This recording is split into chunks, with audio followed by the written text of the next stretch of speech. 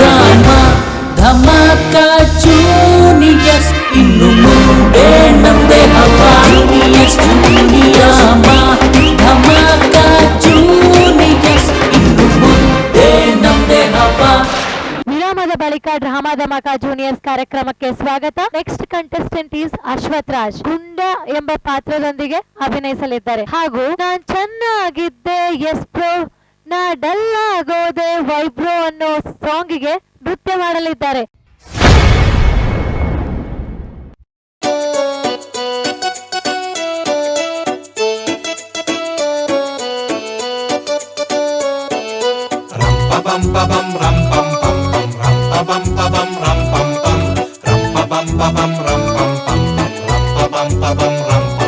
ನಾ ಚೆನ್ನಾಗಿದ್ದೆ S bro, ನಾ dull ಆಗೋದೆ ವೈ ಬ್ರೋ, ನಿಮಗ್ ಹೇಳಲೇಬೇಕಾ ಎಸ್ ಬ್ರೋ, ನಿಮಗ್ ಗೊತ್ತೇ ಇಲ್ವಾ ಡೋನೋ ಬ್ರೋ, ನಾ ಲವ್ ಮಾಡ್ತಿದ್ದೆ ಎಸ್ ಬ್ರೋ, ಈಗ ನೋವು ಮಾಡ್ಕೊಂಡೆ ವೈ ಬ್ರೋ, ಹಿಂಗ ಆಗ್ಬಾರ್ದಿತ್ತು ಎಸ್ ಬ್ರೋ, ಯಾಕೆ ಹಿಂಗಾಯ್ತು ಡೋನೋ ಬ್ರೋ, ಹಿಂಗೆ ಬಂದೋಳು ಹಂಗೆ ಹೊಂಟೋದ್ಲು, ಯಾವ್ದಕ್ಕೂ ಇರ್ಲಿ ಇಟ್ಕ ಅಂತ ಒಂದೆರಡು ನೆನಪು ಬಿಟ್ಟೋದ್ಲು. It hertz bro.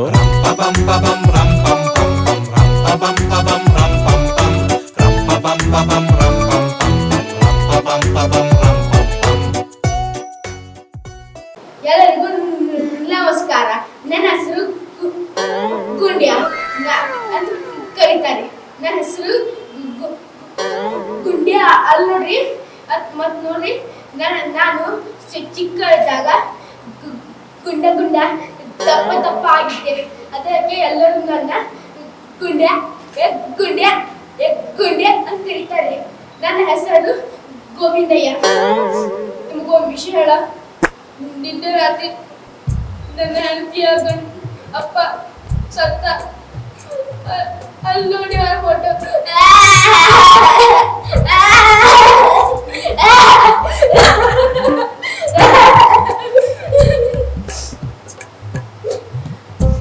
ಅವರು ನೀವು ದೊಡ್ಡ ಫೋಟೋ ಮ್ಯಾಗ ನೋಡಿ ಅದು ಸಣ್ಣ ಚಿಕ್ಕ ಫೋಟೋ ಇದೀರ ಅದನ್ನ ನೋಡಿ ಅವರ ನನಗಿರಪ್ಪ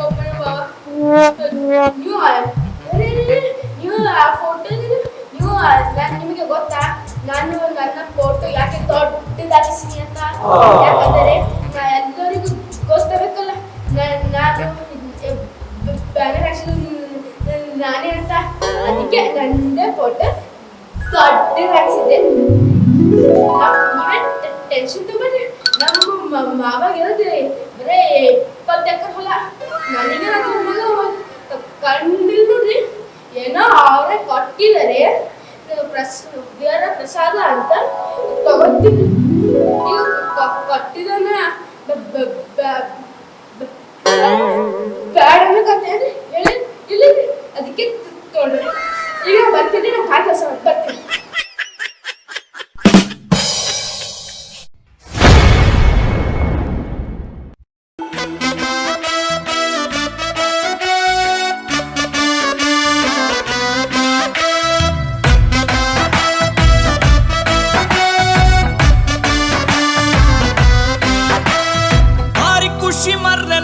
ನನ್ನ ಹೆಂಡ್ತಿನ್ ಕಂಡ್ರೆ ಒಂದು ಚೂರು ಬೈಯುವುದಿಲ್ಲ, ರಾತ್ರಿ ಕುಡ್ಕೊಂಡ್ ಬಂದ್ರೆ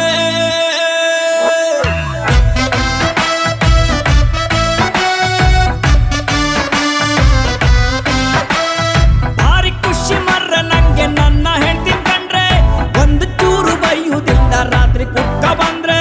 ಟಿವಿ ರೇಡಿಯೋ ಎಂತ ಬೇಡ, ಅವಳು ಮನೆಗಿದ್ರೆ ಅವಳು ಉಂಟ ಇಲ್ಲ ಕಾಣಿ. ನಾನು ಊಟ ಮಾಡ್ದೆ, ನನ್ನಕ್ಕಿಂತ ಚೂರು ದಪ್ಪಾರು ನಂಗೆ ಅಡ್ಡಿಲ್ಲ. ಅವಳು ಕಣ್ಣು ಬಿಟ್ರೆ ನಂಗೆ ಮಾತೆ ಬತ್ತಿಲ್ಲ.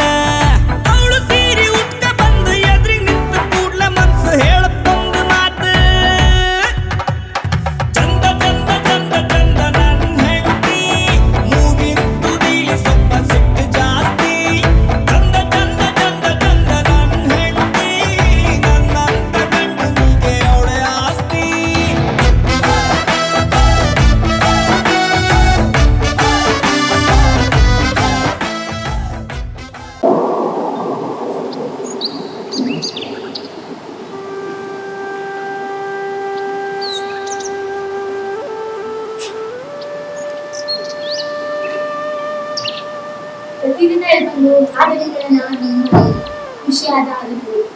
ಸಂಡೆ ಬಂತು ಅಂದ್ರೆ ಅಪ್ಪ ಎಲ್ಲ ಕೆಲಸ ನಾನೇ ಮಾಡ್ತೀನಿ, ಇನ್ನು ಮಹಾರಾಣಿ ಹತ್ರ ಕೂತಿರ್ಲಿ ಅಂತಿದ್ರು. ನಾನು ಅಮ್ಮ ಕಣ್ಣು ಮುದುಕ್ಸರಿ ಎಲ್ಲ ನೋಡ್ಕೊಂಡಿರ್ತಿದ್ವಿ.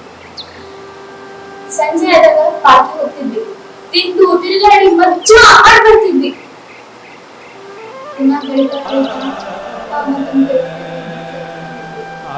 ಸಂಡೆ ಮಜಾ ಕಡಿಮೆ ಆಯ್ತು. ಒಂದಿನ ಅಪ್ಪ ಅಮ್ಮನ ಆನಿವರ್ಸರಿ ಬಂತು. ನಾನಂತೂ ಫುಲ್ ಎಂಜಾಯ್ ಮಾಡಿದ್ವಿ, ಗ್ರ್ಯಾಂಡ್ ಆಗಿ ಸೆಲೆಬ್ರೇಷನ್ ಮಾಡ್ತಿದ್ವಿ. ಪಾರ್ಟಿ ಮಸ್ತಿ ಜೋಕಿ ಎಲ್ಲವೂ ಇತ್ತು.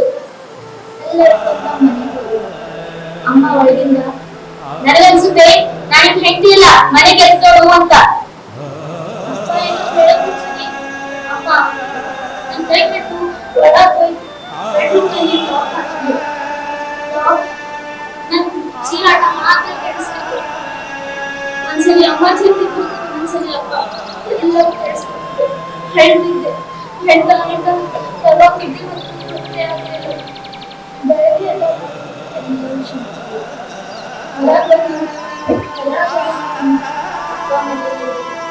ಅಮ್ಮ ಎಲ್ಲಿ ನಾನು ನಿಮ್ಮಪ್ಪ ಬೇರೆ ಆಗ್ಬೇಕಂತ ಅನ್ಕೊಂಡಿದ್ದೀವಿ. 5 ದಿನ ನನ್ನ ಜೊತೆ, ಮಿಕ್ಕಿದ 2 ದಿನ ನಿಮ್ಮ ಅಪ್ಪನ ಜೊತೆ ಇರ್ಬೇಕು, ಸರಿನಾ? ಈ ನಿರ್ಧಾರವೇ ಯಾಕೋ ನಂಗೆ ಇಬ್ಬರ ಜೊತೆನೂ ಇರ್ಬೇಕು.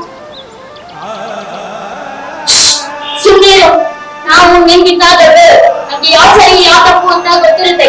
ನಾವು ಡಿಸಿಷನ್ ಫೈನಲ್. ಈ ತರ ಒಂದ್ ರಾತ್ರಿಯಲ್ಲಿ ಈ ದೊಡ್ಡವರು ಈ ಮಗನ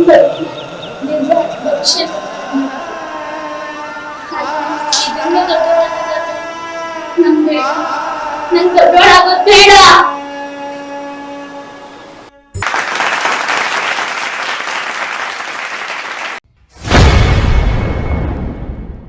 ಆಗ್ಲೇ ಒಬ್ಬಳ ಮಗಳದು ಭಾರಿ ಖುಷಿ ಮರ್ರಿ ನಂಗೆ ನನ್ನ ಹೆಂಡತಿ ಕಂಡ್ರೆ ಎಂಬ ಸಾಂಗಿಗೆ ನೃತ್ಯ ನೋಡಾಯ್ತು. ಇವಾಗ ಇನ್ನೊಬ್ಬಳು ಮಗಳು ಅನುಶ್ರೀ ಅಂತ ಎಲ್ಲೋ ಜಿನುಗಿರುವ ನೀರು ಎಲ್ಲೋ ಜರಿಯಾಗಿ ಹರಿದು ಎಂಬ ಹಾಡಿಗೆ ನೃತ್ಯ ಮಾಡಲು ಬರುತ್ತಿದ್ದಾರೆ.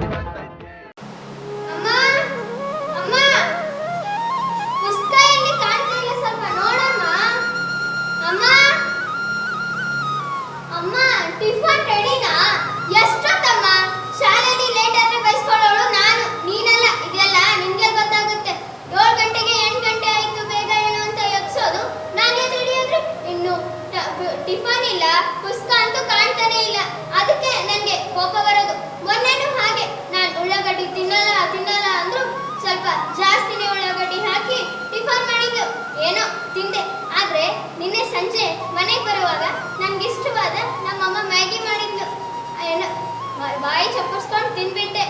ಅಲ್ಲ ನಮ್ಮಮ್ಮನಿಗೆ ಯಾಕೆ ತಿಳಿಯಿಲ್ಲ ಅಂತೀನಿ. ದಡ್ಡಿ ನಮ್ಮಮ್ಮ. ಯಾರು? ರಮ್ಯಾನ? ಬಂದೇ ಇರೆ, ನನ್ನ ಪುಸ್ತಕ ಕಾಣ್ತಾ ಇಲ್ಲ. ಅಮ್ಮ ಅಮ್ಮ. ಅನುಶ್ರೀ, ಎಷ್ಟೊತ್ತೆ ಮಾಡುವುದು? ಅದಲ್ಲದೆ ಒಬ್ಬಳೇ ಮಾತಾಡ್ತಾ ಇರ್ತೀಯಲ್ಲ. ಅಮ್ಮ ತೀರ್ಕೊಂಡು 2 ವರ್ಷ ಆಯಿತು. ಬೇಗ ಬಾರಿ, ಸ್ಕೂಲಿಗೆ ಟೈಮ್ ಆಗ್ತಾ ಇದೆ. ನಿನ್ನ ಪುಸ್ತಕ ನನ್ನ ಹತ್ರನೇ ಇದೆ. ಏನು? ಅಮ್ಮ ಸತ್ತೋದ್ರ? ಯಾರು ಹೇಳಿದ್ದು ನಿಂಗೆ ಅಮ್ಮ ಸತ್ತೋದ್ರು ಅಂತ? ಇಲ್ಲ, ಅಮ್ಮ ಇನ್ನೂ ಸತ್ತಿಲ್ಲ. ಬಹುಶಃ ಅಮ್ಮನಿಗೆ ನನ್ನ ಮೇಲೆ ಕೋಪ ಅನ್ಸುತ್ತೆ.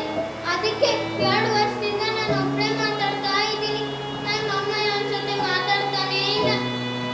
ನಿಮ್ಗೆಲ್ಲ ಒಂದು ವಿಷಯ ಹೇಳ. ಒಬ್ಬ ವ್ಯಕ್ತಿ ಸತ್ತಾಗ ಬರೋ ಸಾವ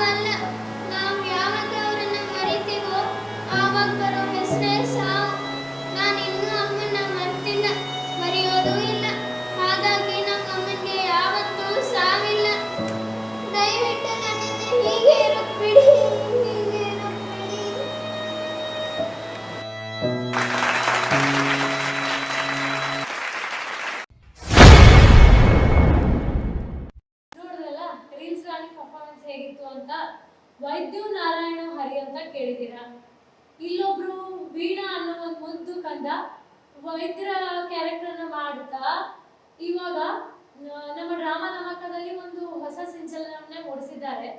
ಇವಾಗ ಅವರು ಗೊಂಬೆ ಹೇಳುತ್ತೈತೆ ಅನ್ನೋ ನೃತ್ಯದ ಮುಖಾಂತರ ಅಭಿನಯಿಸಲಿದ್ದಾರೆ.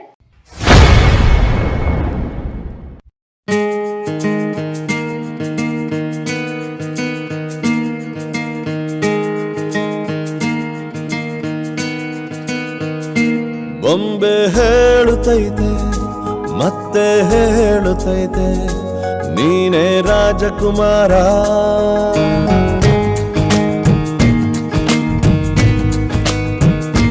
ಬೊಂಬೆ ಹೇಳುತ್ತೈತೆ ಮತ್ತೆ ಹೇಳುತ್ತೈತೆ ನೀನೇ ರಾಜಕುಮಾರ.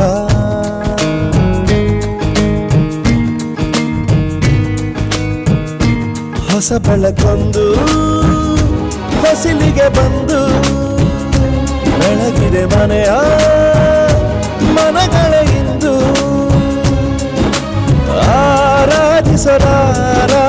ರಾಜನಂದನ. ನಮಸ್ಕಾರಗಳು.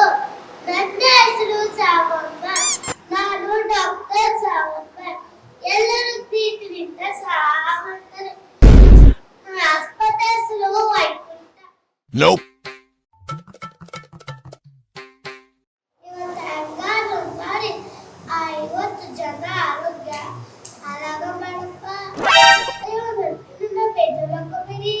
ನಮ್ಮ ಹಸ್ಬೆಂಡ್ ಕೈ ಕೈ ನಮ್ಮ ಪೇಷಂಟ್ ಬರಲಿಲ್ಲ ಅಂದ್ರೆ ಕೈ ಕೇಳಬಾರ್ದು. ಅದಕ್ಕೆ ಪೇಷಂಟ್ ಜಲ್ದಿ